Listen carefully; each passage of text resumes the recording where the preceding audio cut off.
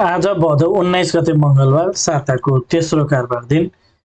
आजको शेयर बजारमा भने फेरि गिरावट नै आएको छ। करिब 6 अङ्कले घटेर नेप्से इन्डेक्स 1961 बिन्दु आसपासमा आइपुगेको छ। हिजो 7 पोइन्ट जतिले बढेको बजार आज फेरि सोही अङ्क बराबरले घटेको छ। आजको शेयर बजारको अवस्था के कस्तो रह्यो त? विभिन्न टेक्निकल टुल्सहरूको अवस्था के कस्तो रहेको छ, साथै नेप्सेको आगामी यात्रा के कस्तो रहन सक्छ, ओभरअल टेक्निकली नेप्सेको यात्रा के कस्तो रहेको छ, समीक्षा गर्नको लागि सधैँ चाहिँ आज पनि नेप्से एनालाइसिस लिएर म उपस्थित भइसकेको छु। नमस्ते, म हरि लामिछाने हजुरहरूलाई मेरो यस युट्युब च्यानलमा हार्दिक स्वागत गर्दछु। हामी स्क्रिनमा नेप्सेको प्राइस चार्ट देख्न सक्छौँ। आज फेरि नेप्सेमा एउटा बेरिस क्यान्डल नै बनेको छ, सानो बेरिस क्यान्डल बनेको देख्न सकिन्छ। कारोबार रकम आज एकदम थोरै छ, 80 करोड पनि कारोबार आउन सकेन। मार्केट पार्टिसिपेसन घट्दै गएको देख्न सकिन्छ। लगानीकर्ताहरू बजारमा चाहिँ उत्साहित नभएको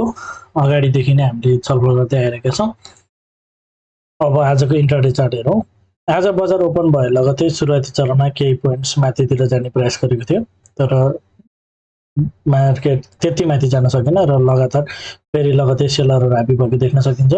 बिचबिचमा सानो केही माइनर स्विङ गएको देख्न सकिन्छ। डे लोबाट भने बजार केही बढेर बन्द भएको छ, जम्मा 6 पोइन्टले बजार घटेको देख्न सकिन्छ। ओभरअलमा 5 मिनट्स टाइम फ्रेमको स्ट्रक्चर यदि हामी हेर्छौँ भने डाउन ट्रेन्डको च्यानल छ। हिजो पनि मैले हजुरहरूलाई सेयर गरेको थिएँ। घटिरहेको बजार घट्दो क्रममा देखिन्छ। डाउन ट्रेन्डको च्यानल छ। करेक्सन कम्प्लिट भएको इन्डिकेसन मिलिसकेको छैन। आगामी दिनमा यो हाईलाई पार गरेर यदि बजार माथि लाग्छ भने चाहिँ बजार केही माथितिर जान सक्ने, पुलब्याकको लागि भए पनि माथितिर जान्छ कि भनेर हामीले हेर्न सक्छौँ भन्ने कुरा थियो। तर जुन एउटा रिसेन्ट हाई पनि बजारले चाहिँ पार गर्न सकेन। 5 मिनटको हाई पनि बजारले पार गर्न नसकेपछि बजार चाहिँ अहिले साइडवेजमा रहेको हामीले हेर्न सक्छौँ। एउटा हाई र एउटा लो क्रिएट गरिसकेपछि बजार चाहिँ त्यो बिचमा नै खेलिरहेको छ र ट्रेन्ड भने डाउन ट्रेन्ड च्यानल नै रहेको हामी देख्न सक्छौँ र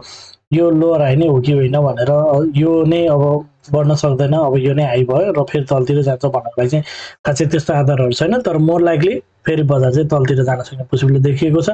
ओभरअलमा चाहिँ यो बिचमा साइडवेज भन्नु नै ठिक हुन्छ। अब 15 minutes time frame 15 minutes time फ्रेममा बजार एउटा लोअर लोको सिरिज बनाउँदै एउटा डाउन ट्रेन्डको च्यानलमा छ। यो लो अझै पनि कन्फर्म भइसकेको छैन। बजार अन्डर करेक्सन अथवा डाउन ट्रेन्ड कन्टिन्युसन प्याटर्नमा नै छ भन्ने कुरा थियो। यदि आगामी दिनमा भनेको आजको दिनमा यदि बजारले चाहिँ यो हाईलाई पार गर्दै माथितिर गयो भने, विशेष गरी 1977 यो हाईलाई पार गर्दै बजार माथितिर गयो भने बजार केही माथितिर जान सक्ने पोसिबिलिटी रहन्छ। त्यही पनि पुलब्याक मुभ नै हुनेछ भन्ने कुरा मैले हजुरलाई हिजोको दिनमा हिजोको एनालाइसिसको भिडियोमा सेयर गरेको थिएँ र बजारले चाहिँ यो हाईलाई नै पार गरेन। यो हाईलाई पार नगरेसम्म चाहिँ जुन हिसाबले बजार एउटा डाउन ट्रेन्डको च्यानलमा थियो, एउटा चाहिँ लोअर लोको सिरिजमा थियो, त्यो नै स्टिल भ्यालिड नै रहेको कुरा हामी बुझ्न सक्छौँ र यो लो स्टिल नट येट कन्फर्म। बजारले चाहिँ फेरि तलतिर गएर चाहिँ अर्को लो बनाउन सक्ने पोसिबिलिटी देखिएको छ र 15 मिनट्समा पनि यो हाई र हिजो बनाएको एउटा लोको बिचमा नै बजार रहेको हुनाले चाहिँ अहिलेसम्म बजार चाहिँ साइडवेज प्याटर्नमा नै छ भनेर पनि विश्लेषण गर्न सकिन्छ।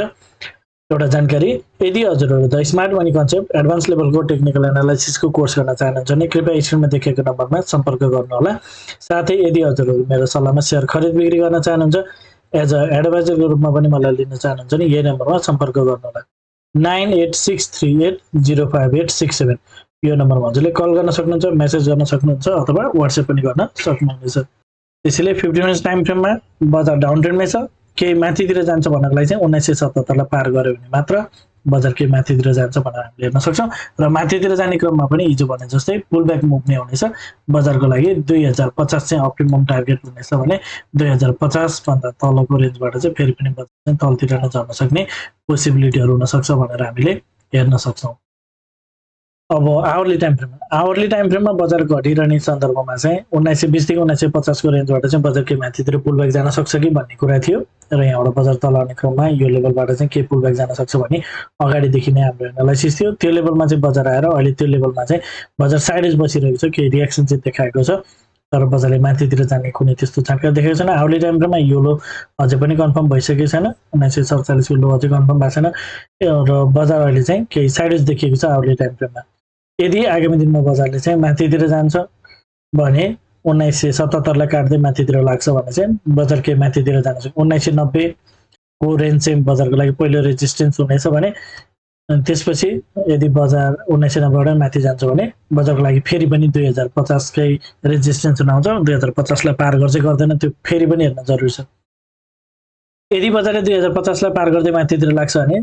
यो जुन डाउन ट्रेन्डको च्यानल छ लोवर लो कसरी छ जुन डाउन ट्रेन्डको च्यानल छ त्यो चाहिँ चेन्ज हुन्छ र बजार चाहिँ अप ट्रेन्डको च्यानलमा प्रवेश गर्छ भनेर हामीले हेर्न सक्छौँ आवली टाइम फ्रेममा तर 2050 भन्दा तल रहन्जेलसम्म चाहिँ फेरि पनि बजार माथि गए पनि 1977 लाई पार नगरेसम्म यो लो नै कन्फर्म हुँदैन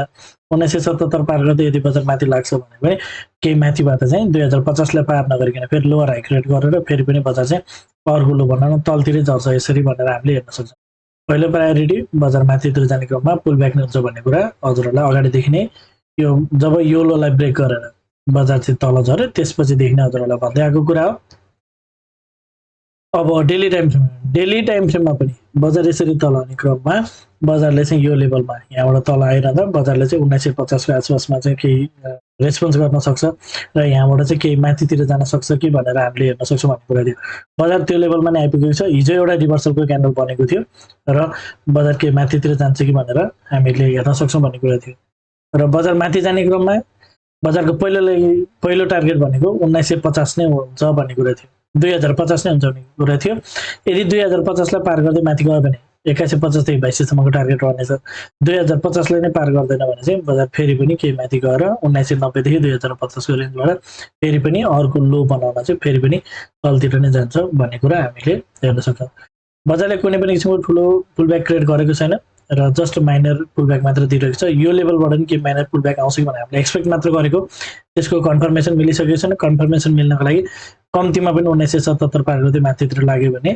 त्यो एउटा भ्यालिड हुनसक्छ अहिलेसम्म त्यो देखिएको छैन र माथि जाँदैमा बजार चाहिँ यो लेभलसम्म पनि पुग्छ भन्ने हुँदैन हामीले अगाडिदेखि नै हेर्दैछौँ यो पनि माथि जाने क्रममा यो जुन 2094 को लेभल थियो त्यो लेभलसम्म पुगेन बजार चाहिँ 2052 फर्क्यो त्यो यो त अधिकतम बजार चाहिँ माथि जाने क्रममा यहाँसम्म चाहिँ पुग्छ कि भनेर हेर्ने एउटा पोइन्ट हो यसलाई पार गरेर नै माथि जान्छ भन्ने हो यो त्योभन्दा तल्लो लेभलबाट नै बजार चाहिँ फल भइरहेको हुन्छ यो कुराहरू बुझ्न जरुरी छ र यहाँबाट केही रियाक्सन अहिलेसम्म दिन छाटका देखिएको छैन तर बजारको लागि हामीले यो लेभलमा अहिले सस्टेन गरिरहेको छ त्यो हेर्न सक्छौँ र आज वाच गर्नुपर्ने कुरा भनेको चाहिँ हिजोको क्यान्डलभित्र नै आजको क्यान्डल बनेको छ सो आजको क्यान्डललाई चाहिँ एनालाइसिसमा प्रयोग गर्न मिल्दैन यो कुरा हामीले अगाडिदेखि नै इनसाइड बार क्यान्डललाई चाहिँ खासै त्यति फोकस गर्न पर्दैन भन्ने कुरा अगाडिदेखि नै सेयर गर्दै आएको कुरा ओभरअलमा जुन हिजोको एउटा रिभर्सलको क्यान्डल बनेको थियो हिजोको क्यान्डलले जुन बजार चाहिँ माथितिर जान सक्छ भन्ने इन्डिकेट गर्थ्यो सो आजलाई त्यो नै भ्यालिड छ बजार केही माथितिर जान सक्ने स्थिति जुन हिजोको क्यान्डलले एउटा रिभर्सलको इन्डिकेट गरेको थियो र 1977 पार गर्दै माथि त्यो भ्यालिड रहन्छ भन्ने कुरा थियो त्यो नै भ्यालिड छ भन्ने कुरा हजुरहरूलाई सेयर गर्न चाहन्छु अब कन्क्लुजनतर्फ जाउँ 5 मिनट्स टाइम फ्रेममा आजको बजार पुरै साइडवेज देखिएको छ त्यसै गरी 15 मिनट्स टाइम फ्रेममा पनि एउटा हाई र एउटा लोको बिचमा नै बजार खेलिरहेको छ क्लियरली साइडवेज नै रहेको देखिएको छ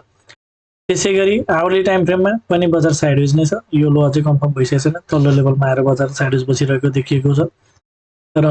डेली टाइम फ्रेम हेर्छौँ भने आज एउटा इनसाइड बार क्यान्डल बनेको छ हिजोको क्यान्डलभित्र नै आजको क्यान्डल बनेको हुनाले आजको एनालाइसिसलाई पनि त्यति महत्त्व दिन नपर्ने हिजो जुन एनालाइसिस थियो त्यो नै भ्यालिड हुने कुरा हजुरहरूमा सेयर गर्न चाहन्छु र हिजोको क्यान्डलले बजारकै रिभर्स हुन्छ कि के माथितिर जान्छ कि पुल ब्याकको लागि माथितिर जान्छ कि भनेर हामीले हेर्न सक्छौँ भन्ने कुरा हजुरहरूलाई सेयर गर्न चाहन्छु हजुरहरूलाई मेरो भिडियो के कस्तो लागिरहेको छ कमेन्टमा जानकारी गराइदिनु होला भिडियो मन परेको छ उपयोगी भइरहेको छ भिडियोले हजुरहरूलाई केही सहयोग पुर्याइरहेको छ भने भिडियोमा एक लाइक भने अवश्य गरिदिनु होला साथै च्यानलमा नयाँ हुनुहुन्छ पहिलोपटक हेर्दै हुनुहुन्छ अथवा अहिलेसम्म पनि च्यानल सब्स्क्राइब गर्नु भएको छैन भने च्यानल पनि सब्स्क्राइब गरिदिनु होला भन्न चाहन्छु हवस् त धन्यवाद नमस्ते